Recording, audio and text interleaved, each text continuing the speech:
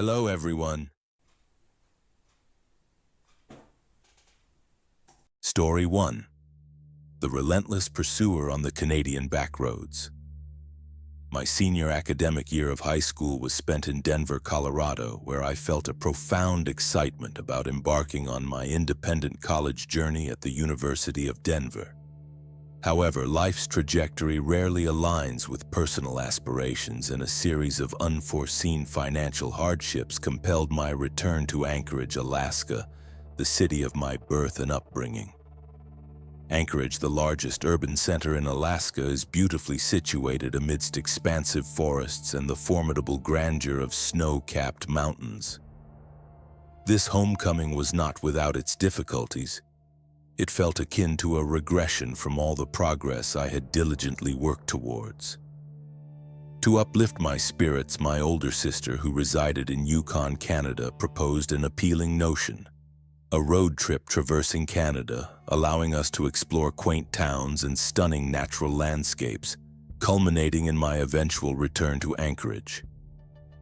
The plan seemed ideal, offering a crucial opportunity to reset before fully settling back into my Alaskan life for college.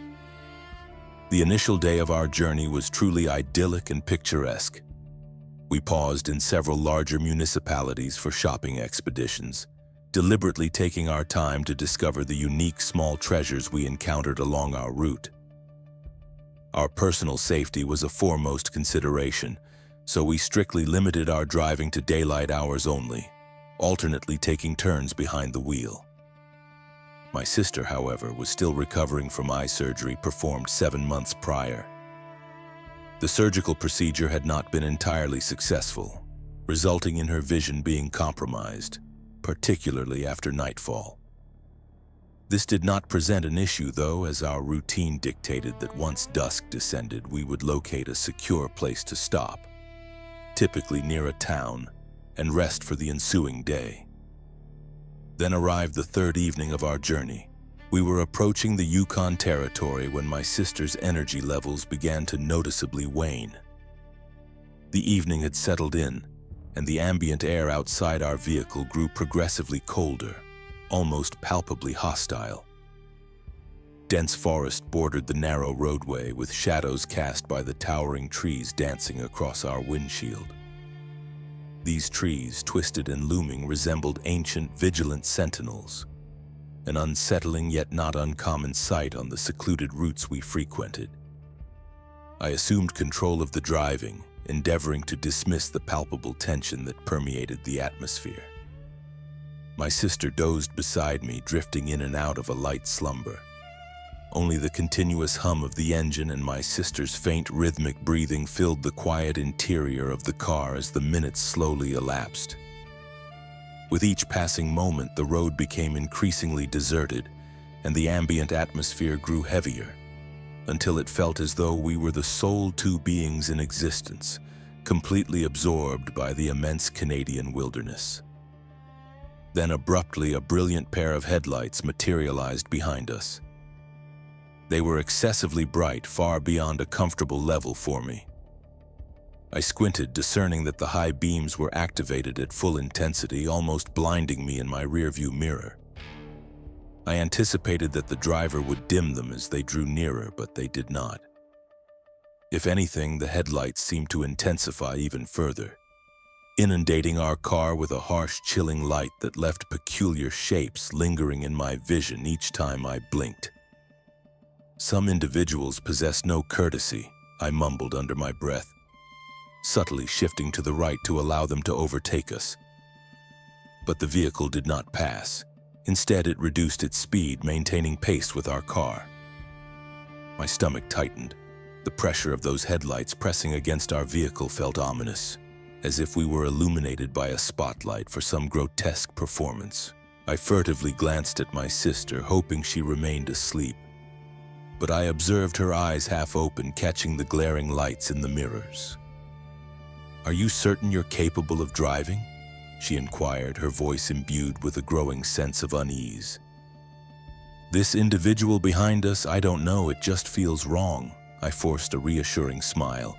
"It's fine, merely some inconsiderate individual," I replied. I'll decelerate and permit them to go around us. I gently eased off the accelerator, yet the driver flawlessly mirrored our speed, remaining closely behind us with the unrelenting brightness of their high beams blazing. My hands began to feel clammy on the steering wheel.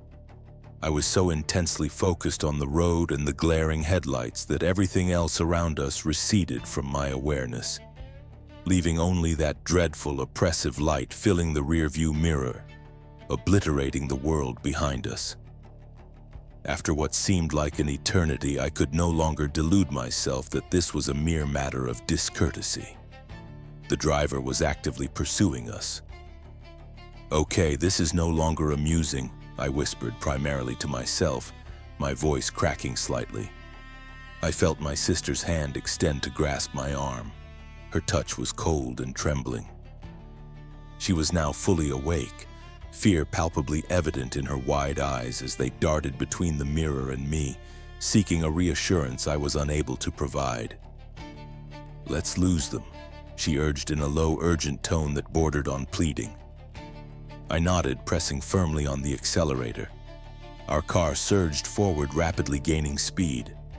I kept one eye fixed on the road ahead and the other on the rearview mirror, fervently hoping the unknown vehicle would finally vanish. Instead, the headlights intensified even further, the pursuing vehicle accelerating to match our pace. A distorted game of cat and mouse was beginning to unfold, and we were the unwilling participants. The roadway began to constrict, and an overwhelming sensation of isolation set in. We had not encountered another vehicle for miles, and now, out of nowhere, this individual had materialized, chasing us, pressuring us as if they could perceive the panic permeating our very beings. My sister began frantically attempting to dial emergency services on her mobile phone. She held it up, squinting as she struggled to acquire a signal. But the small screen displayed nothing. No signal bars, no lifeline to the outside world. We were utterly alone. "Keep trying," I hissed through clenched teeth. I could feel the weight of the headlights pressing down heavily, bearing down on us like a predator closing in on its prey. Then it happened. The truck behind us accelerated rapidly, coming in very close. I felt a sickening jolt as their vehicle rammed into our bumper, sending a violent shudder throughout our car. I heard my sister's choked scream and felt the tremor in my own voice as I yelled, "Hold on!" Desperation clawed at me as I slammed down on the accelerator, striving to create as much distance as possible between us and the truck. But the driver was relentless, speeding up to keep pace, swerving erratically, lunging forward to attempt to sideswipe us off the road. My sister and I were both openly sobbing by then, our breaths labored as if the air itself had been tainted with fear, leaving our lungs constricted and ineffectual. The road seemed to extend endlessly before us, our escape a tenuous thread fraying with every passing second. Then, as we navigated a curve, the truck shot forward, cutting in front of us with a bone-chilling screech of tires. We skidded to a halt, barely stopping in time to avoid slamming into its monstrous grille.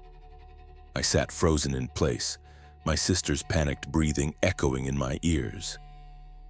My mind raced, torn between the primal instinct to flee and the dreadful realization that no matter what actions we took, we would never outrun this.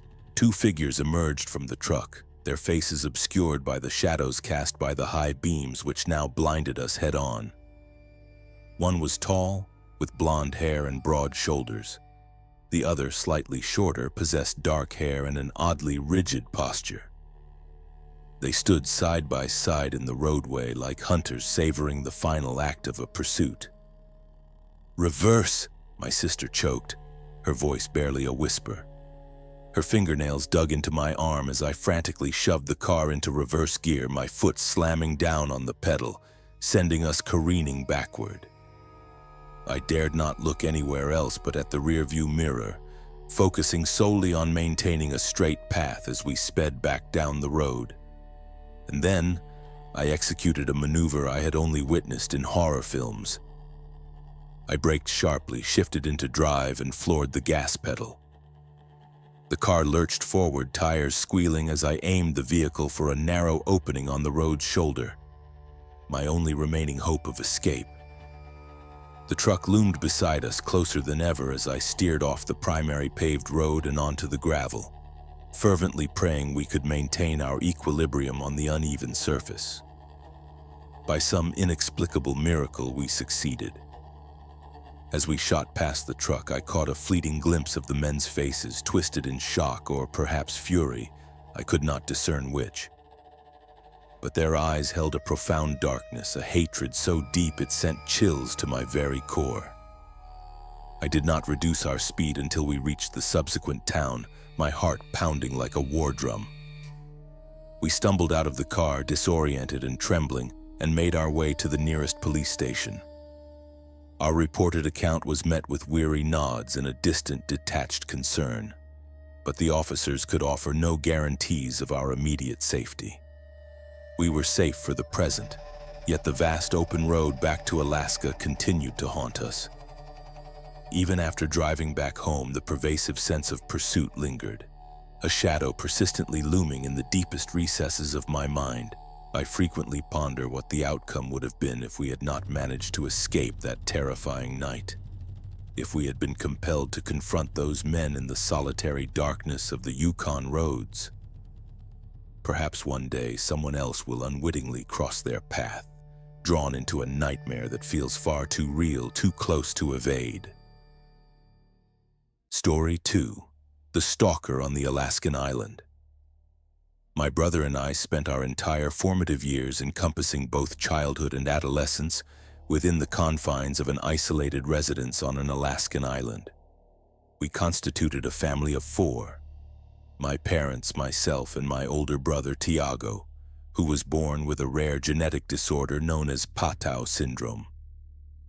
Tiago attended a specialized class at a local school, sharing his learning environment with other children who, like him, necessitated additional attention. Some contended with learning difficulties, while others grappled with emotional challenges. Nevertheless, despite their individual differences, every child at the school deeply cherished my brother, treating him with genuine warmth and affection. Our house functioned as both our sanctuary and a defensive stronghold against the broader world. It was a 2-story structure featuring a distinctive layout. The ground floor encompassed common living areas, including the living and dining rooms, a boiler room, an enormous storage closet, a bedroom, and a bathroom. Yet perhaps its most singular characteristic was the large plywood wall situated along the side of the house, which enabled us to route electrical wires to our workshop. Access to this workshop was gained via a C-shaped pathway outside the house. This pathway led to an area designed for rainwater storage, featuring 2 immense tanks. Entry to these tanks necessitated opening a small door from the side of the house, and each time we had to lift the heavy cover to reach them, we were required to crawl into the cramped space adjacent to this area. Positioned behind a fenced enclosure near this area was Bobby, our devoted Labrador retriever. Weighing over 130 pounds, Bobby was a massive and imposing presence, effectively serving as our unofficial guard dog. During the warmer summer months, Bobby's deep bark frequently alerted us to the presence of approaching black bears, but despite his seemingly fierce demeanor, Bobby possessed a heart of gold, consistently watching over us and ready to protect our family from any perils that lurked within the dense, shadowed woods surrounding our home. On what appeared to be an ordinary day, a boy approximately 16 years of age presented himself at our doorstep. He identified himself as a local resident and stated he had come seeking Tiago. We were taken aback, given Tiago's social limitations and his usual preference for observing other children play rather than actively participating.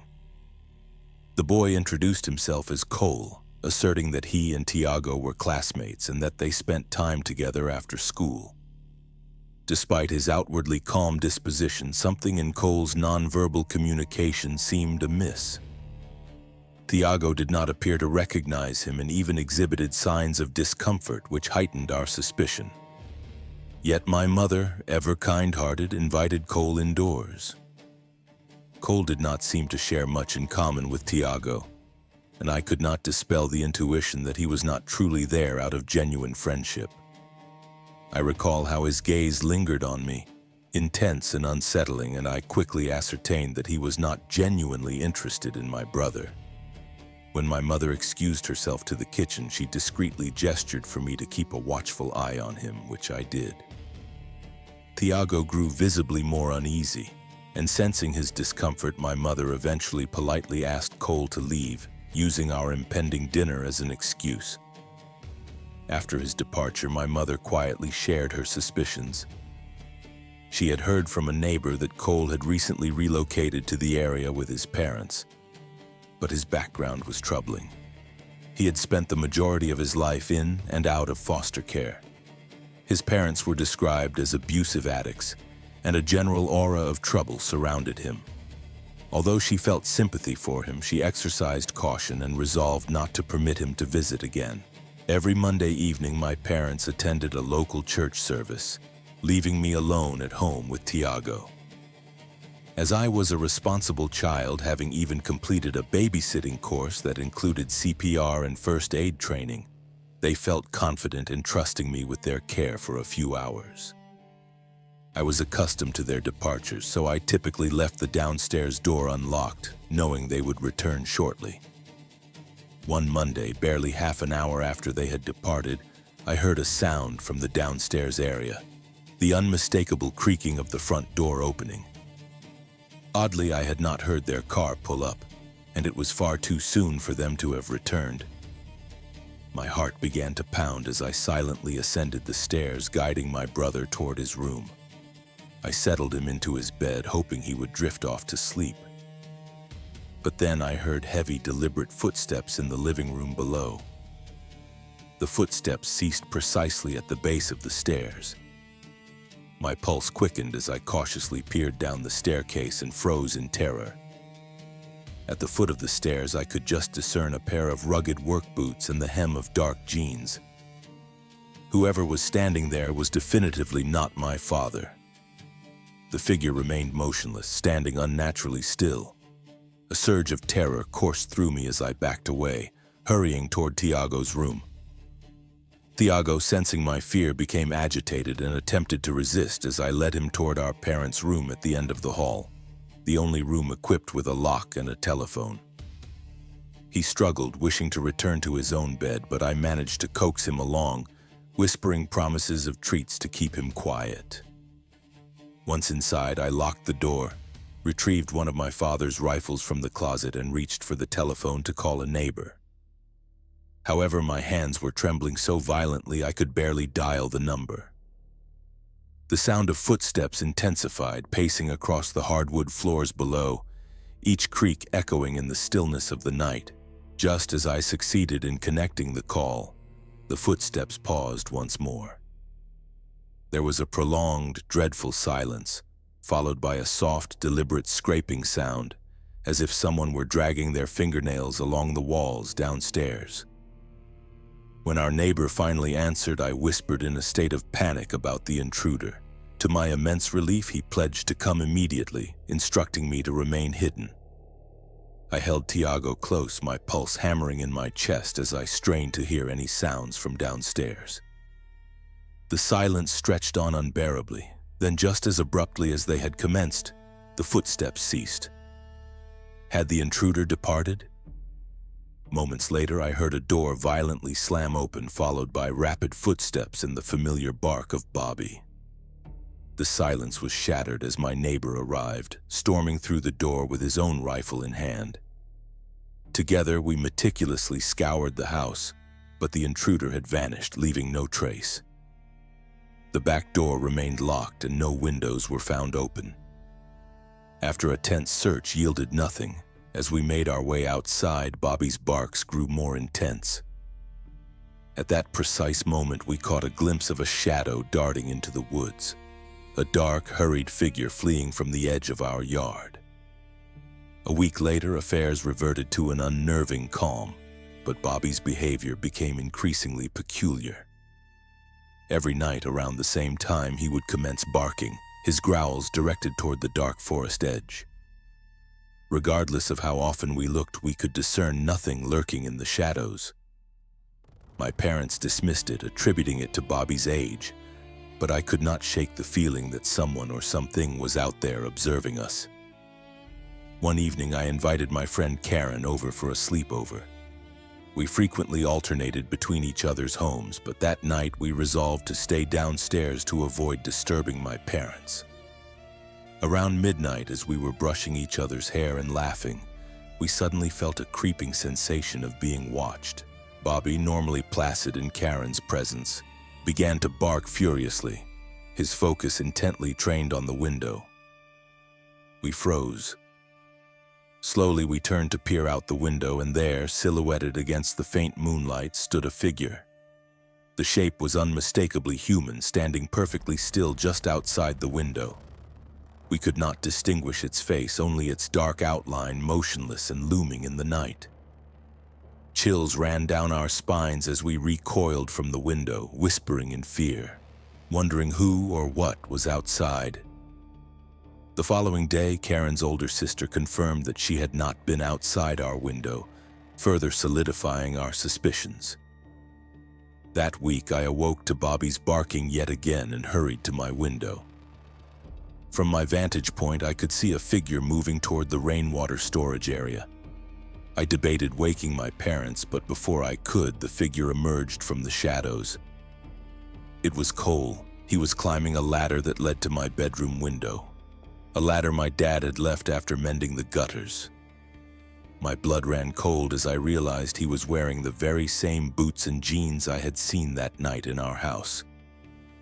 I was frozen, paralyzed by terror as I watched him ascend, his movements slow and deliberate. Then in a surge of panic, I ran from my room, my feet pounding against the floor as I raced to wake my parents. Bobby barked louder than ever, his deep growls filled with fury. My dad grabbed his rifle and rushed outside, but by the time he reached the garage, Cole had vanished into the trees. The next day, Cole was apprehended. He confessed to breaking into our house and watching me, claiming he had a crush on me and could not bring himself to express it directly. It was the most horrifying revelation I had ever encountered. But because he was a minor, he was only issued a restraining order, a mere slap on the wrist for months of stalking and invading our private dwelling. That same day, my dad removed the ladder positioned near my window. To this very day, I shudder, contemplating how many nights he had spent watching me sleep, his eyes never leaving my window, concealed in the shadows of our quiet, isolated island home. Even now, I have maintained those heavy curtains over my bedroom window, never daring to leave them open at night for fear of what might still be observing from the darkness. I never saw him again after that night, but ever since I have kept my windows covered with illuminized curtains, rarely venturing to open them. Story 3. The Mimicking Entity in the Wilderness.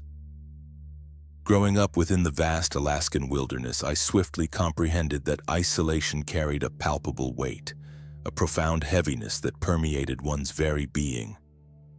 Our family cabin, precariously situated on the edge of a dense forest and facing an icy bay, was miles removed from the nearest human dwelling, a minuscule speck of humanity swallowed by the boundless expanse of nature.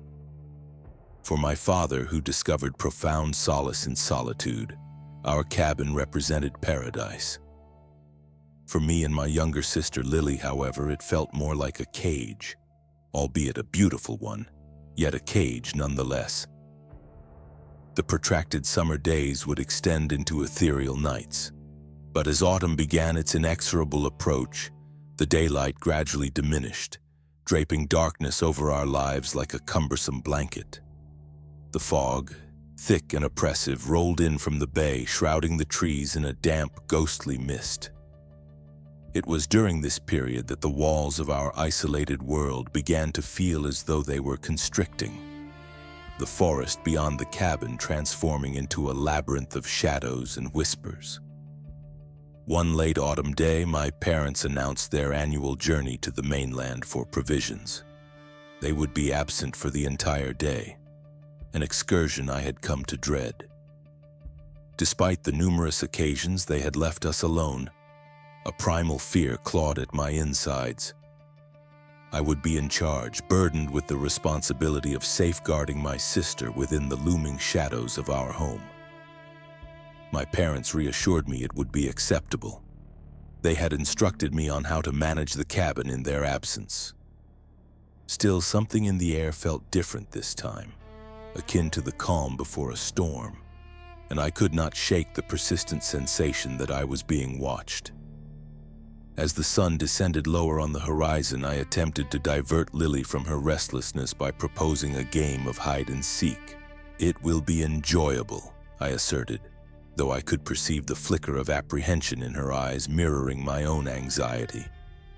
She promptly agreed, her enthusiasm momentarily obscuring the underlying tension that hung between us like a pervasive fog. I commenced counting, my voice echoing off the cabin walls. I observed as she darted outside, her laughter intermingling with the rustling leaves, the sound fading into the distance as she sought the perfect concealment spot among the trees. My heart raced with the thrill of the game, but deep within, dread coiled around me like a serpent. When I completed my count, I called out her name, the sound lost within the vastness of the wilderness. I stepped outside, meticulously scanning the perimeter of our cabin, feeling the chill of the approaching night settle upon me. The once vibrant hues of autumn had muted to subdued shades, and the trees, now skeletal and imposing, loomed over me. "Lily!" I shouted, forcing my voice to remain steady. There was no reply. The air was thick with an eerie silence, and a cold seeped into my bones. As I ventured further from the cabin, I began to discern a low, guttural growl emanating from somewhere deeper within the woods. My blood turned to ice. Could it be a bear? The growl rumbled again, but it sounded wrong, distorted, and unnatural. "Lily!" I called once more, but this time my voice faltered. I turned and pushed onward into the thickening fog, desperate to locate her. The shadows stretched and twisted around me as I navigated the underbrush, my heart racing. Just as I was on the verge of turning back, I heard it. A faint giggle that seemed to slice through the air. That giggle was not merely familiar, it was her laughter. A surge of relief washed over me as I followed the sound, but there was something else there as well. A profound sense of wrongness. The giggle echoed again, but it sounded distorted, almost mocking. I moved deeper into the woods, and as I did, the laughter faded, replaced by the rustle of leaves and the whispering of the wind that seemed to beckon me closer. Then I saw her, or at least I believed I did. Standing amidst the trees was a figure. The silhouette was the correct height, wearing Lily's cherished jacket, her braid cascading down her back. Yet something felt amiss. The way she stood, too rigid, too still, sent a chill down my spine. I called her name, but my voice was caught in my throat, paralyzed by an instinctual dread. As I stepped nearer, the figure turned slowly, revealing a face that was a grotesque mockery of my sister's features.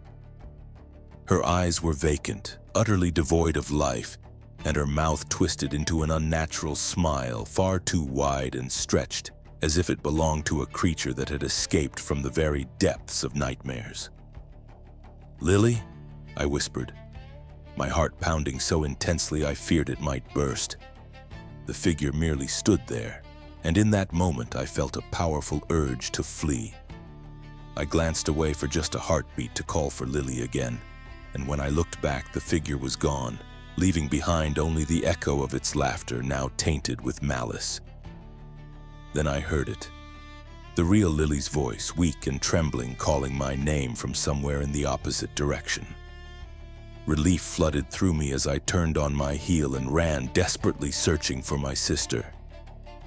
"Lily!" I shouted, my heart racing as I followed the sound. I found her curled up near a large rock, her face pale and her eyes wide with terror. "I was scared," she whispered, shaking like a leaf in the wind. Someone was calling me. Who? I asked, my voice low and urgent. She shivered and looked back into the trees. I don't know, she said. I thought it was you, but it wasn't. It sounded different. A heavy dread settled in my stomach as I held her close, the forest around us growing darker. We rushed back to the cabin, meticulously locking every door and window. My heart continued to race. The shadows outside felt oppressive, as if something was observing us, awaiting an opportunity to slip inside. That night, I kept all the lights illuminated, every creak of the cabin's wooden frame echoing like a stark warning. Lily eventually fell asleep, but I lay wide awake, my mind racing with the events that had transpired. My parents would be back the following morning, I reminded myself, but every moment stretched into an eternity as I listened to the whispering wind outside. As the hours slowly crawled by, my eyes darted to the window where the fog thickened, shrouding the trees in an impenetrable darkness. Shadows danced beyond the glass, and I felt the hair on my neck stand on end. And then, just as I began to doze off, I heard it, the sound of something scratching against the side of the cabin. My heart raced as I sat upright, straining to hear over the sound of my own pulse. It was faint at first, a whisper of nails scraping against wood, but it grew louder, more insistent. I jumped out of bed, tiptoeing to the window. I pressed my forehead against the cool glass, squinting into the darkness. There, just beyond the glow of the porch light, I could discern a dark shape moving, slithering along the side of the cabin. Its movements were unnatural and jerky, as if it were a puppet on strings. Panic surged through me, and I stumbled backward, nearly tripping over my own feet. I knew I had to awaken Lily, but fear held me captive. Instead, I grabbed the heavy flashlight my father kept in the kitchen and activated it, its beam slicing through the darkness. When I turned back, the shape was gone. My heart thundered in my chest as I hesitated, wondering if I should contact my parents. Just then, I heard another sound, heavy breathing echoing from just outside the door. I rushed to the kitchen, locking the door before my hands trembled too much to function. I needed to call for help. I fumbled with the phone, my fingers slipping over the buttons as I dialed the neighbor's number. "Please, please answer," I muttered under my breath, the dial tone ringing endlessly in my ear, intermingling with the sound of the heavy breathing just outside. "Hello?" A voice finally broke through, a sleepy and confused voice that cut through my panic like a sharp knife. "What's going on?" "There's someone here," I whispered frantically, my heart racing as I glanced at the door. "I think they're trying to get in." "Stay calm," my neighbor replied, his tone suddenly serious. "I'm on my way. Lock everything up and stay quiet. Don't let them know you're there." I ended the call, feeling a rush of relief, but it was short-lived. The breathing had ceased, replaced by a slow, deliberate scratching sound at the door. Each scrape sent chills down my spine, echoing in the stillness of the cabin. I tightened my grip on the flashlight, the beam wavering as I stepped back, creating space between myself and the door. The minutes stretched into an agonizing eternity, and I listened intently, praying that my neighbor would arrive soon. Then the scratching stopped. Silence enveloped the cabin, wrapping around me like a shroud. My heart raced as I dared to breathe, straining to hear anything over the pounding of my pulse. Just as I was about to relax, I heard a loud bang against the door, shaking the frame. I jumped back, fear surging through me. My neighbor's voice echoed in my head, urging me to remain hidden. I could feel sweat trickling down my back as I turned, holding the flashlight tightly, ready to defend Lily. The door rattled again, the sound reverberating through the small cabin. I glanced over at Lily, who had stirred but still slept soundly. How could she remain so unaware? And then, without warning, the door slowly, agonizingly creaked open, a sound that seemed to stretch time itself. The darkness seeped in, filling the room with a cold dread that made the hairs on my arms stand on end. I raised the flashlight, my hand trembling, and shined the beam into the opening. What I saw froze me in place. There stood a figure shrouded in darkness, its features obscured. The shape loomed tall, and just beyond its outline I could discern a pair of eyes glinting in the light. A chilling, predatory gaze that sent shockwaves of terror through me. "Lily!" the figure rasped, its voice a twisted echo of my sister's. I staggered backward, the flashlight slipping from my grip and clattering to the floor, its beam flickering. I could hardly breathe as I stumbled to grab Lily and shield her from the horror before us. "Get away from her!" I shouted, my voice quaking. The figure stepped into the light and my heart dropped. It wore Lily's jacket, her familiar braids hanging down. But the face, it was wrong. The smile stretched across its lips was too wide, too monstrous, and the eyes, dark, soulless voids, stared back at me with a hunger that chilled me to the bone. "I just want to play," it whispered, its voice dripping with malice. "Lily!" I shouted again, panic clawing at my throat as I grabbed her arm and pulled her behind me. The creature took a step forward, its movements jerky and unnatural, as if it were being manipulated by some unseen force. "Come, sister, let's play hide and seek together," it cawed, its voice a sickeningly sweet echo that made my skin crawl. I could feel Lily's small body trembling behind me, but I could not turn to reassure her. The creature's eyes locked onto mine, and I felt a tugging sensation in my mind, a whisper telling me to let it in, to trust it. I shook my head, fighting against the darkness that threatened to consume me. "No, you're not Lily! You're not my sister!" I screamed, feeling a surge of adrenaline rush through my veins. With one last desperate glance at the creature, I sprinted toward the back door, my heart pounding in my chest. I threw it open and bolted into the night, pulling Lily with me as we fled into the woods. The fog closed in around us, swallowing our path as we dashed deeper into the forest, away from the horror that had invaded our home. As we ran, I heard the laughter again, echoing around us, mocking our fear. "You can't escape me," it taunted, the sound slicing through the fog and wrapping around us like a noose. My breath came in ragged gasps as we stumbled through the underbrush, but I did not dare stop. I had to protect Lily, to get us as far away as possible. I could feel something hot on my heels, something that thrummed with the rhythm of our terror, as if it were feeding off our fear. Just when I thought we were lost forever in the darkness, I spotted a flicker of light ahead. A clearing. I urged Lily forward, and as we broke through the trees, we found ourselves at the edge of the bay. The water shimmered under the pale moonlight, a reflection of the terror that had chased us here. I turned to look back at the trees, half expecting to see the creature emerge from the shadows, but nothing followed us.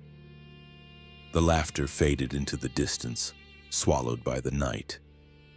Breathless and trembling, we stumbled to the shore, the icy wind whipping around us. I took a moment to catch my breath, glancing at Lily, whose face was pale and streaked with tears. "Are you okay?" I whispered, pulling her close. She nodded, but her eyes were wide with fear, darting back toward the woods. "What was that thing?" she whispered, her voice barely above a tremor. "I don't know," I admitted, my heart still racing. "But we need to get back to the cabin. We can't stay out here." With every ounce of strength, I pulled her close and led her back through the trees, remaining on high alert. As we reached the cabin, the heavy door creaked open and I stepped inside, flicking on every light we had. The shadows retreated, but I could not shake the feeling of dread that clung to me like a fog. Just as I locked the door, the sound of footsteps echoed outside. My heart sank as I recognized the slow, deliberate scraping of nails against wood. "It's back," I whispered to Lily, my breath hitching in my throat. We huddled together in the corner of the cabin, listening as the creature circled outside, its breathing low and guttural, echoing against the walls. I could feel Lily trembling beside me, and I wrapped my arms around her protectively. "Let me in," it rasped, its voice dripping with malice. "I just want to play." As the night dragged on, the creature's whispers became more frantic, filled with frustration and desperation. "I'm your sister. I'm Lily. You have to let me in." But I knew better. I felt the truth coursing through me. This was not my sister. This was something else entirely, something that had adopted her form, her voice, but was twisted and malevolent. With each passing hour, the creature's tone shifted, growing more sinister, more impatient. It clawed at the door, shaking the cabin as if trying to break in, but I held my ground, refusing to capitulate. "Please, just hold on," I whispered. "Mom and Dad will be back soon," though my heart raced with the fear of what would happen if they did not arrive in time. As dawn approached, the creature outside grew quiet, its presence lingering in the shadows, still and waiting. Just as the first rays of sunlight pierced through the trees, I heard the sound of a boat approaching, the familiar hum of our parents' engine. Relief flooded through me, and I rushed to the window, peering outside. I watched as my parents docked and disembarked, their faces filled with confusion as they observed the state of the cabin. I sprinted to the door, flinging it open. "Mom! Dad!" I cried, my voice cracking with desperation. "We need help. Something is out here." My parents exchanged worried glances but stepped forward, their expressions shifting from confusion to concern. "What do you mean?" my father asked, his voice steady but edged with worry. "The thing that looks like Lily," I shouted, breathless. "It's out there. It's not her. It's a monster." My mother took a step back, her eyes widening. "Where is she? Where's Lily?" "Inside. Please, you have to help." As we rushed back into the cabin, I pointed toward the shadows that clung to the edges of the clearing. My father moved cautiously toward the door, scanning the perimeter for any sign of danger. "Stay back," he ordered, gripping the doorframe. And then we all heard it, the laughter echoing in the distance, a chilling sound that wrapped around us like a predator circling its prey. "Let me in. Let me play," the creature taunted from the shadows. My heart raced as I felt the chill of fear seep back into my bones. I had warned them, but the creature's voice was a sickening echo of lies, a perversion of innocence that twisted through the air. "Mom! Dad!" I shouted, my voice a desperate plea, but as I turned back, I saw my parents' faces, confused, scared, unsure of what course of action to take. The creature began to laugh again, the sound echoing around us, a twisted song that seeped into my soul. "I'm your sister, let me in." I stepped forward, unwilling to allow it to claim another piece of my family. "You're not her, you're a monster," I screamed into the darkness. The laughter intensified, and I felt my heart racing in my chest. The creature lunged forward, and as it did, the sunlight pierced through the trees, illuminating its twisted form. In that moment, I understood what it truly was, a reflection of our fears, our isolation, and the darkness that lurked in the corners of our minds. "You can't have her," I shouted, the words tearing from my throat as I stepped between my family and the creature. The laughter fell silent, replaced by a low growl that reverberated through the ground.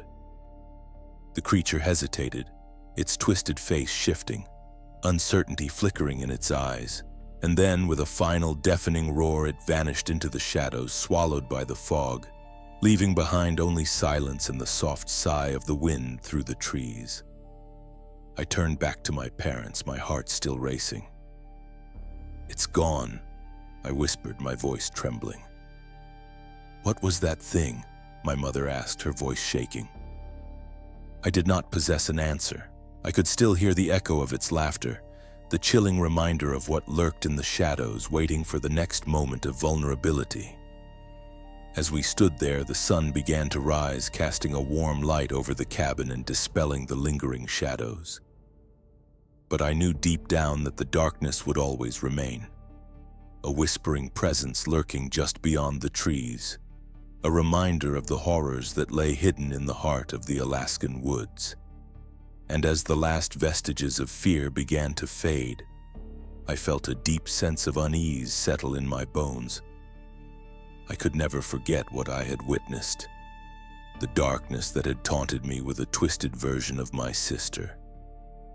It was a reminder of the fragile boundary between reality and nightmares, a line I had crossed and could never fully return from.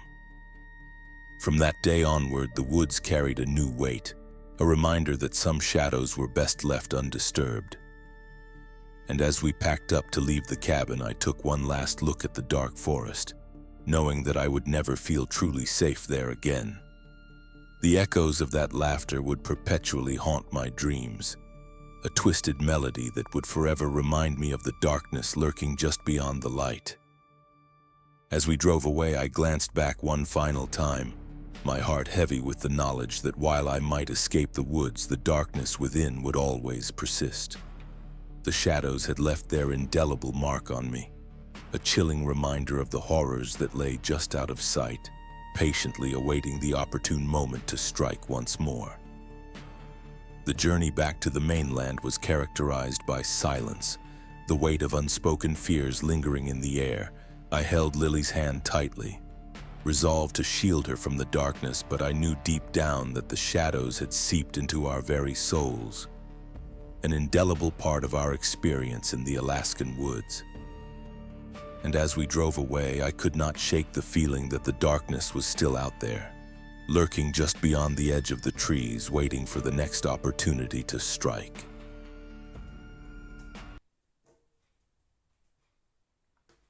By